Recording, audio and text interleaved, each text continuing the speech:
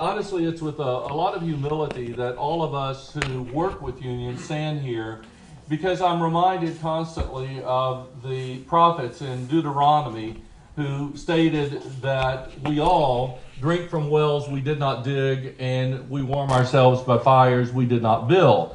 And as a result, we're here today as a result of a lot of work of people over the last 50 years, including about 10 very visionary leaders who gathered in Plainfield, Vermont in 1964 and initiated a discussion about how higher education could more effectively address the needs of adult learners.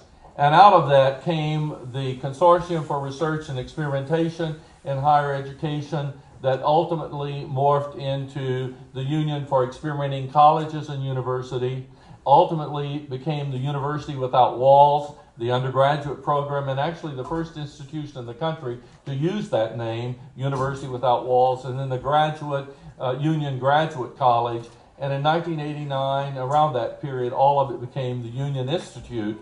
And then in 2001, it became the Union Institute and University. And with the assistance of the board, we've determined we're not going to change the name again. We're going to stick with Union Institute and University for the next 50 years. So it's been a rich history at this institution. There's an article actually in the online Cincinnati Enquirer that Cliff Peel wrote last night, and the headline was really excellent. It was Union engaged in distance learning before it was cool. And that's exactly true. Those early leaders who designed this program used every method possible, including a tutorial, face-to-face individual. They used the telephone, they used letters, and there was even a kind of an antiquated black box that they used for pre-internet communication systems. And so when the internet came along in the 1990s, certainly Union was well positioned to move forward. For those of you who don't know our model very well, it's probably more accurate to describe it as a hybrid model. It's a model that includes face-to-face classroom time along with online learning. And I think that we've got about 2,000 students around the country. We've got 5 academic centers in Los Angeles, Sacramento, North Miami Beach, Florida, and Brattleboro, Vermont.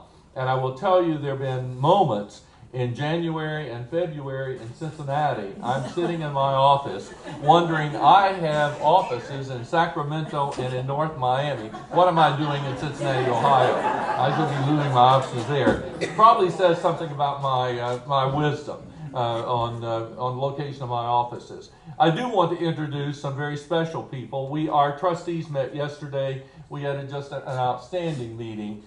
Yesterday, as always. We have a great group of trustees. There are about 16 people who come from all over the United States at least 4 times a year in order to meet and provide supervision for this university. And when I start naming people, as you know, it's difficult because you probably end up skipping people. So I'm going to start right here. We have Dick Aff, who's a graduate of Union and a longtime trustee. We have Gladys Hankins, who's also a doctoral alum of Union. And Dick retired a few years ago as the executive director of the Greater Cincinnati United Way, and Gladys retired a few years ago from Procter & Gamble.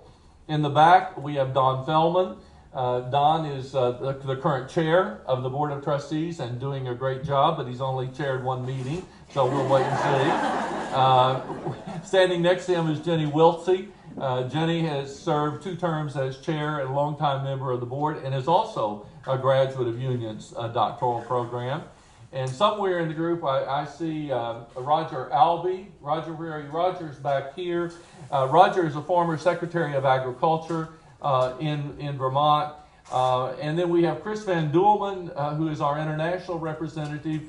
Chris is not a graduate of Union, but she knows the history of this organization very well because one of her colleagues served for about 40 years on the board at Union, and Chris is from Toronto, Canada, makes the trip 4 times a year, and we're always delighted to have her. And then in the back we have Shakar Mitra. Shakar has just recently retired after about 27 years with Procter & Gamble, and has brought a tremendous knowledge about marketing and branding to the university, and we're deeply appreciative of the leadership of all of these people. So we have a great board. And then we have our newest trustee, Edgar Smith. And Edgar is the tallest guy. And Edgar, why don't you stand out here where I can see you?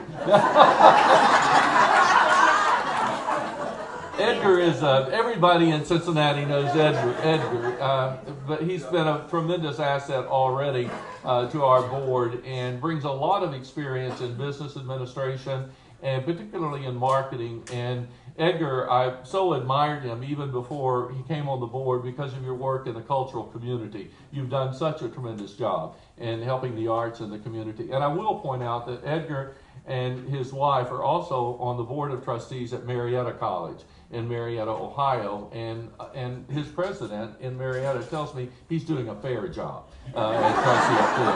I tell him, Edgar, you're doing a great job here in Cincinnati.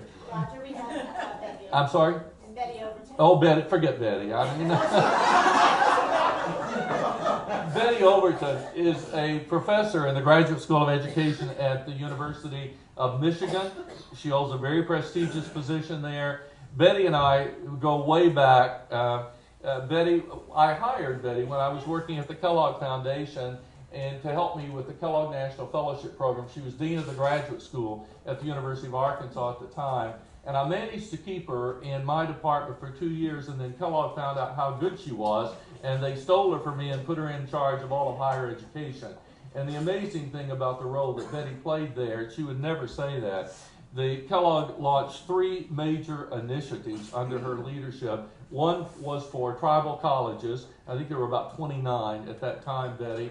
And Betty administered grants of about $30 million for those tribal colleges. We did historically black colleges and universities, and I think that was another $30 million, where each one of those 10 institutions received $3 million to look at their programs of excellence. And then we did Hispanic serving institutions. So that impact that Betty had in leading not only the fellowship program and helping me with that, but her impact on higher ed resulted in her moving to one of the premier universities in the country and looking at higher education and its future. And when I had an opportunity to bring Betty on the board, let me tell you, it was an easy selection. And Betty, thank you. And Betty has also been chair of the board and is also chair of the Academic Affairs Committee, and most recently has taken on the Advancement Committee for the board. So have I missed anyone else? Pardon? Oh, Catherine. Thank you, Catherine. I could not see you, so I haven't seen. Catherine is probably has the distinction of being probably our youngest member of the Board of Trustees, and she works with Knowledge Works. She lives in Columbus, Ohio, but also had lived in Cincinnati, and you work here in Cincinnati. She is one of the most creative individuals I have met, knows K through 12 education probably as well as anybody in the country, and has served as advisors to a number of school corporations through her work with Knowledge Work. And I think you were involved in the Gates Foundation funding of Knowledge Works programs here in Ohio, when Ohio was one of a number of states that the Gates Foundation selected. So Catherine, sorry I missed you, but thanks. Thanks for your leadership as well. See, I told you, I covered myself when I said, when you start this, you always get into trouble because you leave people out. There are a lot of people, I'm not going to introduce all of our staff. Hopefully you've had an opportunity to meet them. And I think it's absolutely wonderful that all of the staff are here and that so many of you are here this morning. I also want to recognize Cliff Bailey. Cliff is a former trustee and a businessman here in Cincinnati, been very active in the Chamber of Commerce over the years. And Cliff and I had breakfast together a few mornings ago, and I'm trying to court him back and get him back to the board, and I'll keep working on it. So Cliff, be aware. The next call, you're buying, and it'll be an invitation. I think you can ask Union today, this university is in great shape in many, many ways. As you know, we're fully accredited, we're fully licensed by the Ohio Board of Regents, and I thought Shane DeGarma from the Ohio Board of Regents might be here this morning, but I met with him last week in Columbus, but I think he probably could not make it today. But I wanted you to know that Shane is a real strong supporter of alternative approaches to higher education, and that is a step in the right direction because the Ohio Board of Regents provides the overall leadership for higher ed in this state, and I think it's absolutely critical that we continue that support. We also have great relations with the Higher Learning Commission. We're also licensed in California, in Florida, and in Vermont. And let me tell you, when I took this job, I knew very little about state licensing of universities because I'd worked at a foundation and nobody ever questioned foundations. And when I got here, I know more about state licensing issues now than I ever wanted to know and probably needed to know. But Union's significance in higher education, obviously it's been an experimenting university. And when it was created in 1964, there were two major reasons. Those presidents believed that adults were being ignored by traditional higher education, and they needed alternative approaches to higher ed. So that was one thing, and we've done a very good job of creating those alternative approaches, in many ways leading the way for the online universities that exist across the country today. The second purpose was to inform the field of higher education about what we learned, and we've also done that very well. Many of you in this room may have read Change Magazine, which was one of the premier publications, and it's still available in the nation on changes in higher education. So now it was taken over by the American Council on Education for years. That was created here in Cincinnati by Union Institute and University as a part of that university change program, university experimental program. If you think of Union in words, if you didn't know much about it, think about an experimenting university, a university committed to social justice, social responsibility from the very beginning, and a university that was committed to interdisciplinary approaches.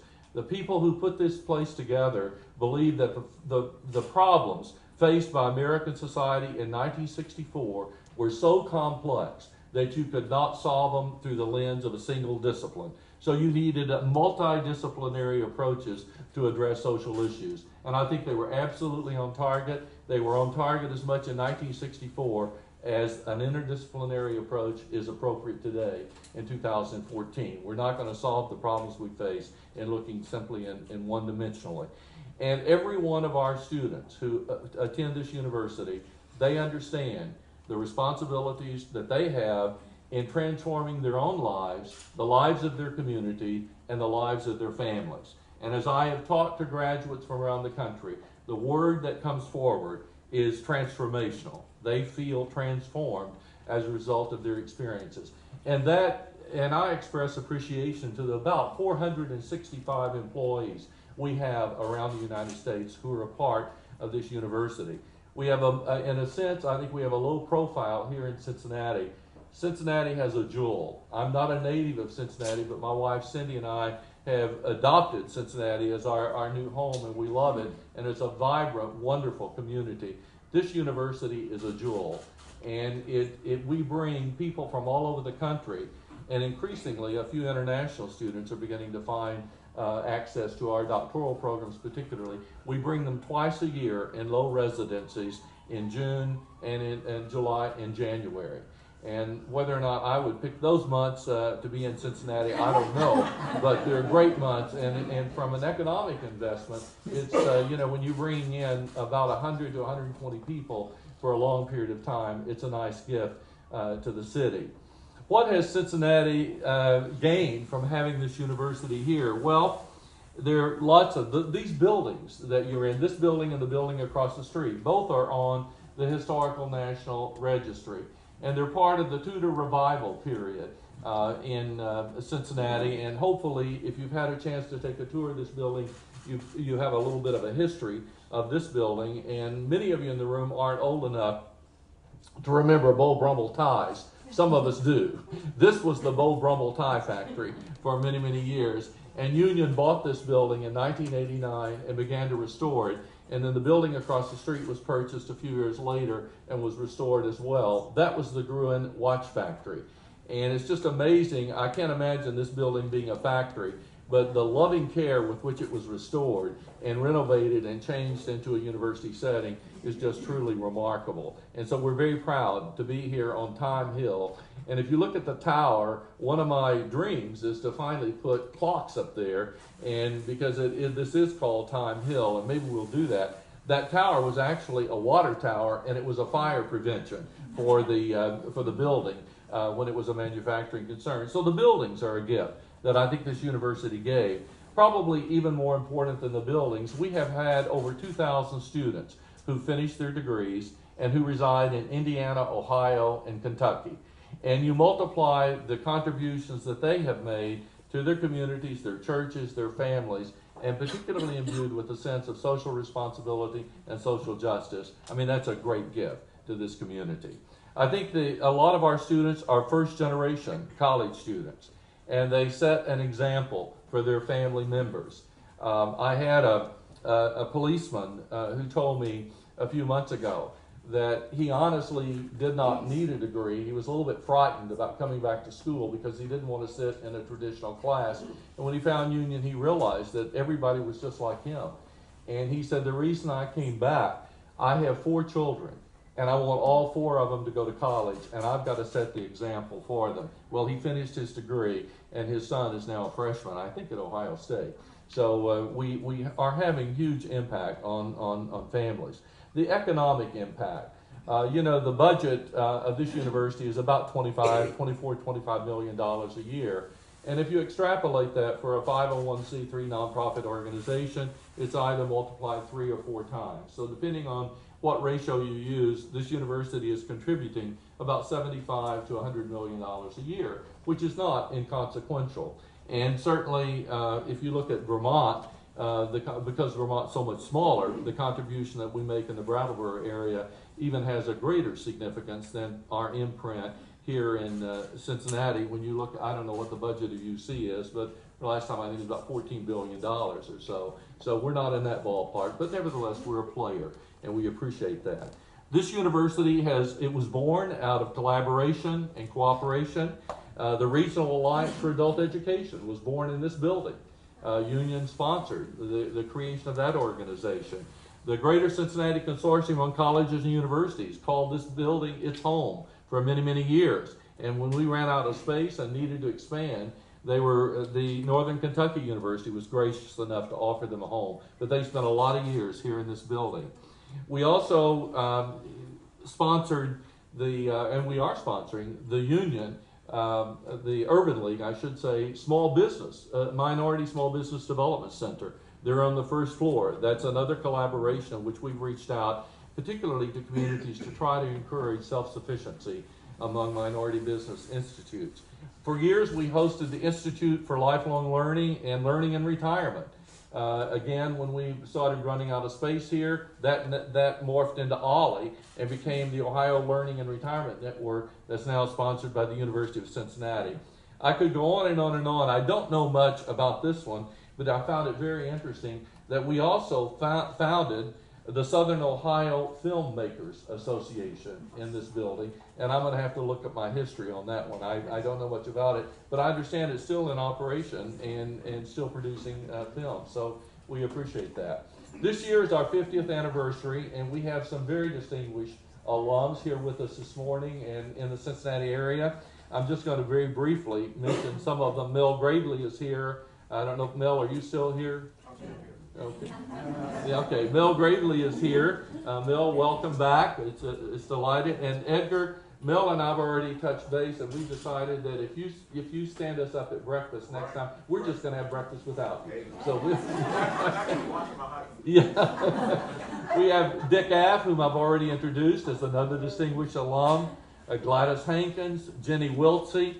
Rhea Walton, I don't know if Rhea is here, but Rhea has worked in the banking industry. She's been a faculty member here and works with the Urban League, a really dynamic graduate from Union. And then Jenny Lassiter is here. Jenny, are you still? Jenny's in the back there. Jenny is a current student at Union Institute University. She's at the dissertation stage and will be done probably in this summer. Jenny, or in October, so I'll give you in October. All right. So Jenny will be done in October. And then Jim Freeman, whom many of you know, and Jim just had a really nice article on creativity in the Sunday Enquirer. And if you haven't read that, I would strongly recommend that you do so. This is the beginning of our 50th anniversary. We're going to spend a whole year celebrating. And we're going to start with our commencements in Florida. And our distinguished speaker will be Portia Simpson Miller, who is the Honorable Prime Minister of Jamaica. And you may have seen Portia's picture on the screen out there. We gave her an honorary doctorate a few years ago. She finished her undergraduate degree. And so we truly have a head of state who's a graduate of Union Institute University. Most of you in Cincinnati probably did not know that. Ken Dykewald will be here in Cincinnati on June 26th. Ken is a graduate of the PhD program, and Ken created a movement called Age Wave, and he's in demand all over the country. A major speaker on what's happening, what happened to the baby boomers. He's the first guy who saw what might happen as the baby boomers move through the economy. He's written some really interesting books and articles, and both Ken and his wife Maddie are dynamic speakers and presenters. Ken will be doing his presentation here for Union on June 26th, and the entire community will be invited. So we look forward to having you participate, and I think you will really enjoy his presentation. We have a Women in Union event here in September, and I should point out that a few months ago, Union, we started looking at our undergraduates, the demographics, and we found that about 65% of our undergraduates were female, and about 52% of that 65 were women of color. Many of you know I spent a number of years at the Kellogg Foundation in Battle Creek, Michigan, and Kellogg for years funded higher education, but they moved away with the change of leadership, and they funded looking at vulnerable children. And so I looked at it and I thought, well, that really leaves us out. And then I thought, no, not really. If you look at the demographic data of our students, many of them are single moms, heads of households.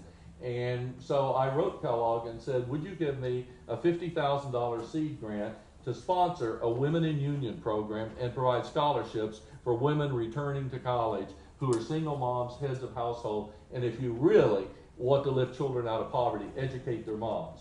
Kellogg gave me that money to start the seed program, and with the help of a number of foundations in the greater Cincinnati area, we've been able in the last few months to raise over $700,000. As a matter of fact, for our programs that we have going, we've raised about $1 million in this last year, which is pretty phenomenal for us. We have a President's Forum. Union has produced 19 presidents of universities and colleges. We have 12 currently sitting presidents. We're bringing a number of those people back in October, and they're going to talk about the future of higher education. What are the challenges? What is the current status? And what will be the future? And the director of that program, or panelist, will be Dr. George Pruitt, who has been the president of Thomas Edison State College in Trenton, New Jersey for about 32 years. So George knows higher education. He's also the current president of the Board of Trustees of the Middle States Accrediting Association. Well, I could go on and on and on, but I know that, Carolyn tells me I only had 2 hours. So I want to let you know how proud I am to be here. Actually, my wife, Cindy Sublett, is here. Cindy is a professor of nursing at Xavier University and a real partner in crime when it comes to higher education. We're devoted to higher education, spent our whole life there. But we are devoted and very proud to be a part of the life of this university. And it's been a real privilege to serve with all of the people. And the rich heritage that you have here is truly phenomenal. And I want to reach out to the greater Cincinnati community, and I want to help educate people in Cincinnati about what a jewel they have here and the tremendous contributions that all the leaders of this organization have made, not only to this institution, but also to the great city of Cincinnati. And with that, I'd like to introduce our Vice Mayor, David Mann, and former Congressman, who has a small presentation in Congress. So, Dave, welcome.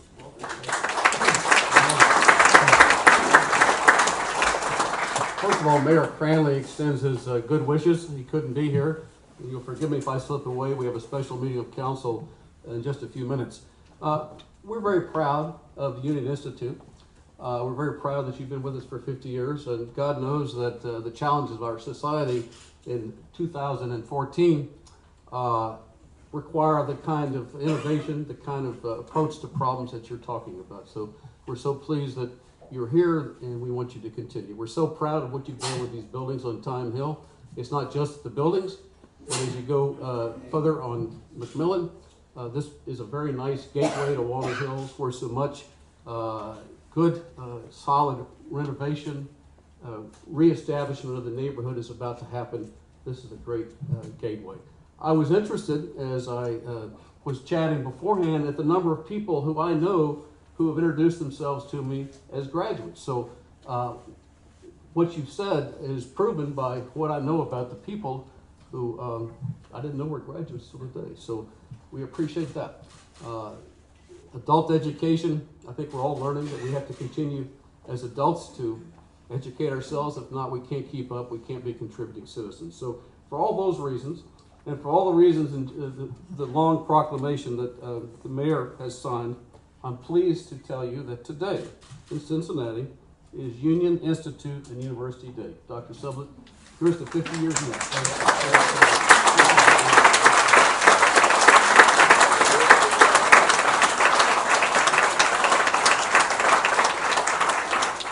Thank you very much. We appreciate that. And Mel, I think you're going to be greeting from the Chamber of Commerce, right? So it was 1997, first week of December. 1997 sounds like a long, long time ago now. And I walked into the Vernon Manor, which is now owned by Cliff Bailey and houses the children's, I'm joking about owned by Cliff Bailey, but it now houses some children's hospital offices. But we walked in and we were beginning our PhD program. I spent the 2 years before that convincing my wife this was a good idea. She gave in on a weak moment, and I applied the next day. And at the time, she was 8.5 months pregnant.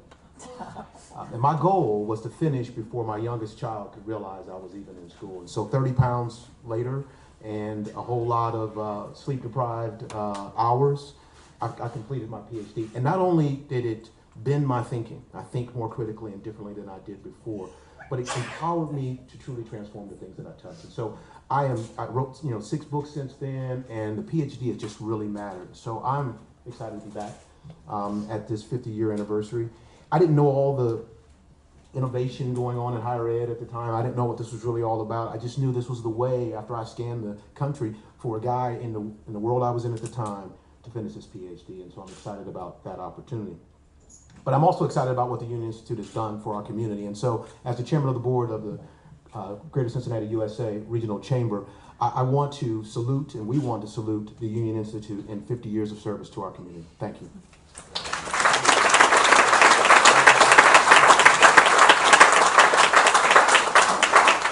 Well, thanks to the city and thanks to the chamber, and I accept both of these on behalf of the employees and the board members, boards of trustees here at Union Institute University. So enjoy the rest of your morning. Thank you for coming.